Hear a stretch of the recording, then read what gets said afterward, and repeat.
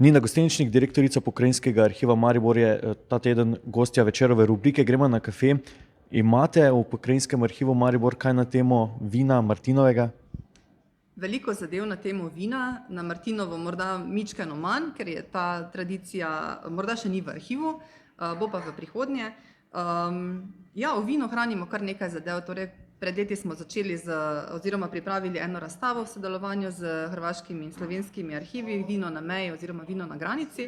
kjer smo poiskali nekaj takih drobcev iz našega gradiva, ki govorijo o vinu, pa morda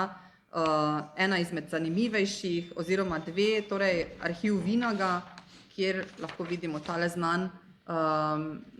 to je te znane buteljke Vinagove Mariborčana, in pa razglednica, ki nekako bi lahko rekla, da ponazarja Maribor in naše veselje ob Martinovem,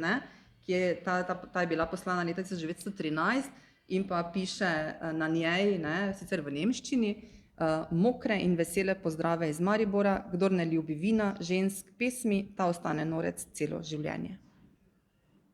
Tako da se najde v arhivu kar nekaj o vinu, tako da dobrodošli, pridite k nam in si malce pogledajte.